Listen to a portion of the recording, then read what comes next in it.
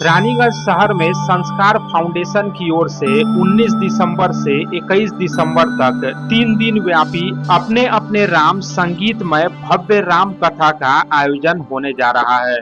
ऐतिहासिक शहर रानीगंज में पहली बार विश्व विख्यात राम कथा वाचक डॉक्टर कुमार विश्वास के मुखार बिंद से 3 दिन व्यापी अपने अपने राम कथा का आयोजन किया जा रहा है। यह आयोजन रानीगंज शहर के सियारसोल राजबाड़ी ग्राउंड में होने जा रहा है।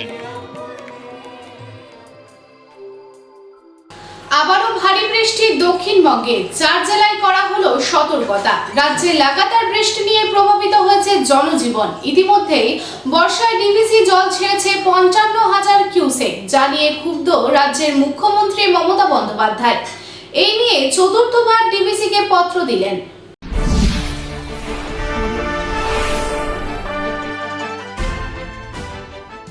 বৃষ্টির এবারে বিরাম নেই রাজ্যে। একের পর এক আসছে নিম্নচাপ এবং ভিজিয়ে দিচ্ছে শহর থেকে শহরতলি। এবার আবারও ভারী বৃষ্টি হতে পারে দক্ষিণবঙ্গে। ভারী বৃষ্টির কারণে 4 জেলায় করা হলো সতর্কতা। জানা যাচ্ছে উত্তর পূর্ব বিহারের উপর যে ঘূর্ণাবর্তটি ছিল তা পশ্চিম দিকে সরেছে এবং আপাতত উত্তর পশ্চিম বিহার সংলগ্ন উত্তরপ্রদেশের উপর অবস্থান করছে ঘূর্ণাবর্তটি। এর ফলে উত্তরবঙ্গে প্রবল বর্ষণের সম্ভাবনা রয়েছে। তবে ঘূর্ণাবর্ত এবং মৌসুমী অক্ষরেখার অবস্থানের কারণে বৃষ্টির অনুকূল পরিস্থিতি তৈরি হয়েছে। ঘূর্ণাবর্ত যতদিন গাঙ্গেয় বঙ্গের উপর ছিল ততদিন প্রবল বৃষ্টি হয়েছে কলকাতা সহ দক্ষিণের জেলায় জেলায়। এবারে ঘূর্ণাবর্ত কিছুটা হলেও সরেছে উত্তরের দিকে এবং ঘূর্ণাবর্ত উত্তরের দিকে সরায় দুর্যোগের আশঙ্কা তৈরি হয়েছে উত্তরবঙ্গের বিভিন্ন জেলায়। তবে উত্তরবঙ্গে বৃষ্টি হলেও নিস্তার নেই দক্ষিণবঙ্গে। মৌসুমী অক্ষরেখা উত্তর পূর্ব বঙ্গোপসাগর পর্যন্ত বিস্তৃত রয়েছে। এর ফলে সমুদ্র থেকে প্রচুর পরিমাণে জলীয় বাষ্প ঢুকছে রাজ্যে এবং তাই হালকা থেকে মাঝারি বৃষ্টির সম্ভাবনা রয়েছে রাজ্য জুড়ে। কোথাও হতে পারে ভারী থেকে অতি ভারী বৃষ্টিপাত। রাজ্যবাসী আশা করছে যে কবে বৃষ্টি থেকে মুক্তি মিলবে। তবে এবার বৃষ্টি দক্ষিণবঙ্গ থেকে যেতে নারাজ। তাই তো একের পর এক আসতেই চলেছে নিম্নচাপ। কখনো হচ্ছে মুষলধারে বৃষ্টি, আবার কখনো হচ্ছে ঝিরিঝিরি বৃষ্টি। প্রতিদিনই বিক্ষিপ্তভাবে ভিজছে কলকাতা এবং শহরতলি।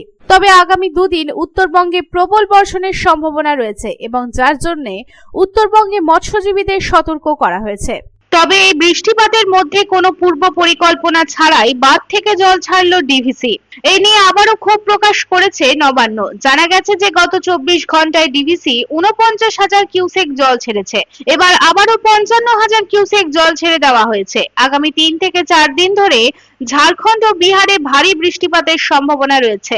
এমন পরিস্থিতিতে নবান্ন আশঙ্কা করছে যে ডিভিসি যদি কোনো পরিকল্পনা ছাড়াই জল ছাড়তে থাকে তাহলে বাঁকুড়া ও হুগলির অনেক এলাকায় নতুন করে বন্যা পরিস্থিতি তৈরি হতে পারে। নবান্ন সূত্রে জানা গেছে মুখ্যমন্ত্রী মমতা বন্দ্যোপাধ্যায় ডিভিসির ওপর ক্ষোভ প্রকাশ করে এই নিয়ে চতুর্থবার ডিভিসিকে পত্র দিলেন।